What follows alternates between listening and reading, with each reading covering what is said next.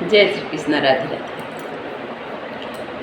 आज बहुत खूबसूरत सा कथा लेके आए हैं कर्मों पर।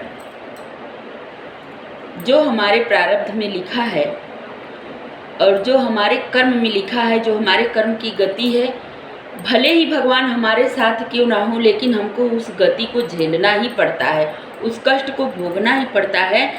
आदमी इस बात का एहसास तब करता है जब वाकई में वो अध्यात्म से जुड़ा हो और भगवान पर पूर्ण विश्वास रखता हो।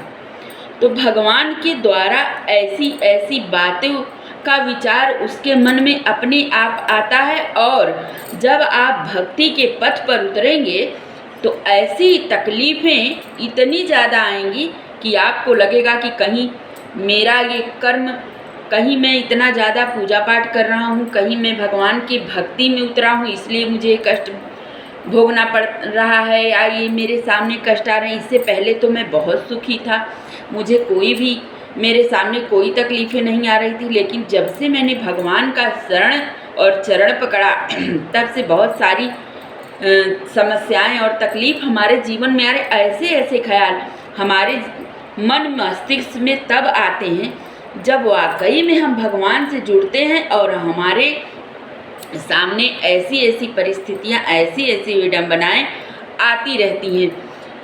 तो जो आदमी इससे डर करके पीछे हट जाता है वो फिर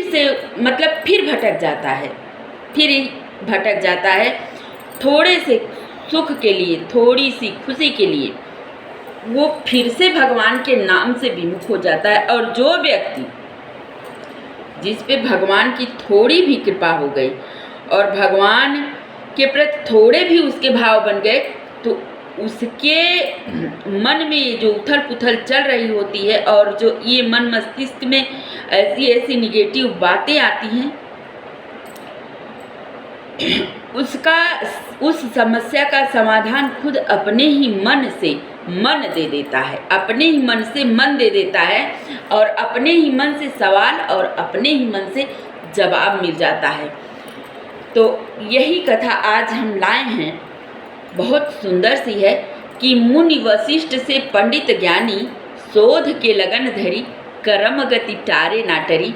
बहुत खूबसूरत और बहुत सुंदर कथा है, रावण के ऊपर है। और यह कथा आप लोग सुनिएगा, समझिएगा, और शायद इसको सुनने के बाद, समझने के बाद आपको यह एहसास होगा कि वाकई में भगवान पांडव के साथ थे तो भी पांडव को अपने समय का और अपने प्रारब्ध को भोगना पड़ा था। और कितना भी योग्य इंसान हो जाए, बलशाली हो जाए, बहुत ही सारी सृष्टि उसके बस में हो जाए, लेकिन कर्म की गति नहीं टलती।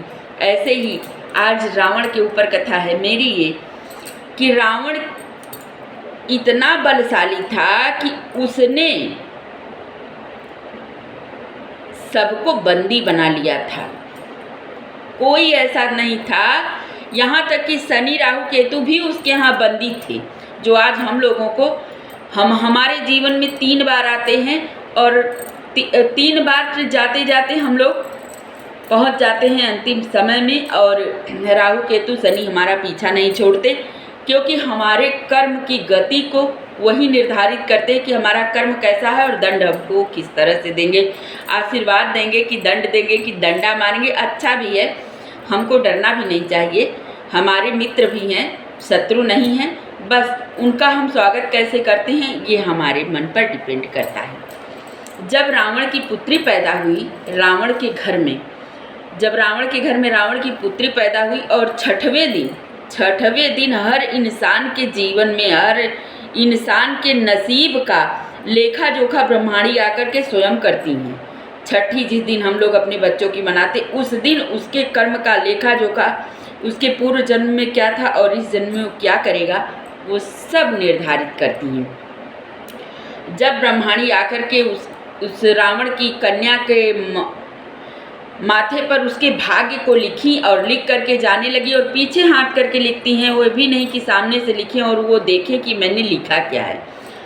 तो जब रावण के दरबार से वो जाने लगी तो रावण ने उनको आवाज़ दिया, और रावण बुला करके कहा कि बताओ ब्रह्माणी, तुमने मेरे बेटी के जीवन में क्या लिखा है। उसके भाग्य में क्या है। तो ब्रह्माणी ने कहा मैं पीछे हाथ करके लिखती हूँ, मुझे पता भी नहीं चलता कि मैंने लिखा क्या है। तो फिर से रावण ने कहा कि जाकर के पढ़ के आओ और मुझे बताओ।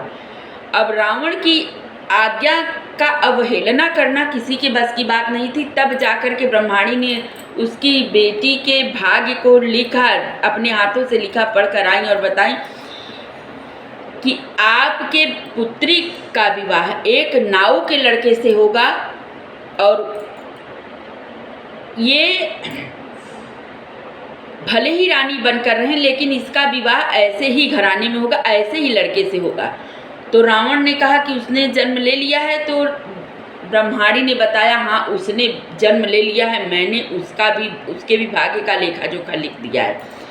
अब रावण पता करवाने लगा कि आज से पूर्व, इतने दिन पूर्व कहाँ जन्मा ऐसा लड़का। पता चला फला के घर में। तो उसको चुरा लिया, चुरा करके उसको मारा नहीं। उसने कहा कि मैं ब्रह्माणी के लेख को नष्ट कर दूंगा। उन्होंने लिखा है मैं इसको झुठला दूंगा। उसके एक पैर का अंगूठा कटवा करके काठी की बक्सी बनवा करके उसको जल में प्रवाहित करवा दिया। और एक राजा रानी वहाँ स्नान कर रहे थे, उनकी 19 संतान थे, एक दंपत्ति। तो उनसे जा करके वो बक्सा टकरा गया काठे का। जब वो टकरा गया तो उसमें आवाज़ें आने लगी। तो खोल करके राजा और रानी ने देखा और जब बच्चा पाई तो गंगा माँ का प्रसाद समझकर अपने घर वो परवरिश करने लगी। वो एक सुंदर खूबसूरत राजकुमार बना। तो जब इधर रावण की बेटी शादी योग्य हो गई तो पंडित और नाऊ जा कर के ब्याह बर खोजने लगे। और जब खोजने लगे और जब गए तो उसी के घर में गए जिस घर में वो नाऊ का लड़का का अंगूठा काटा था, उसी लड़के से शादी तय की और बारात आई। जब मंडप में भांवर होने लगी तो ब्रह्माणी को बुला करके रावण ने कहा कि मैंने आपके भाग्य का लिखा हुआ, आपके हाथ का लिखा हुआ मैंने नष्ट कर दिया और मैं अपनी लड़की का विवाह एक राजा के लड़के से, राजकुमार से करा रहा हूँ। तो ब्रह्माणी ने कहा कि मेरे हाथों से लिखा और भाग्य में लिखा कोई नहीं काट सकता। हे रावण, उसके पैर को देखो जरा। तो जब पैर से मोजा उतार कर देखा गया तो उसका दाहिना अंगूठा कटा हुआ था, जिस अंगूठे को रावण ने कटवाया था। उस वक्त रावण भी नतमस्तक हो गया। तब रावण ने कहा कि मुनि वशिष्ठ से पंडित ज्ञानी शोध के लगन धरी, कर्म गति टारे नाटरी। यह है कर्म की गति, जो आपके भाग्य में लिखा है, जो कर्म में लिखा है वो होकर रहेगा। लेकिन आप हताश ना होइए, भगवान का चरण पकड़े रहिए। भगवान अगर आपके साथ हैं ना तो आपको पीड़ा नहीं होगी। भले आपके कितने भी पूर्व जन्म के या प्रारब्ध आपके साथ आपको दंड क्यों ना दे रहे हों, लेकिन आपको एहसास नहीं होगा कि आपको कोई तकलीफ भी है। इसलिए भगवान पे भरोसा रखो और भगवान के ऊपर सब कुछ छोड़ दो, उनको अपना सब कुछ मान लो। आगे की कथा मैं बताऊंगी कि भगवान, आज आप सांसारिक सुखों को अपना सुख मानते हैं लेकिन यह सही नहीं, सत्य नहीं है। सत्य भी उन्हीं का नाम है और चैतन्य भी उन्हीं का नाम है, आनंद भी उन्हीं का नाम है। लेकिन हम सत्य को समझ नहीं पाते और चैतन्य को जागृत नहीं कर पाते। हम भगवान की फ़ोटो रखे रहते, उसको निर्जीव समझते हैं। हम हर कर्म कुकर्म करते हैं और ये नहीं सोच पाते कि वहाँ हमारे प्रभु देख रहे हैं, क्योंकि हम उन्हें निर्जीव समझते हैं। और आनंद क्या है कि हम ये भौतिक सुखों को अपना आनंद समझते हैं, यह भी सही नहीं है, सत्य नहीं है।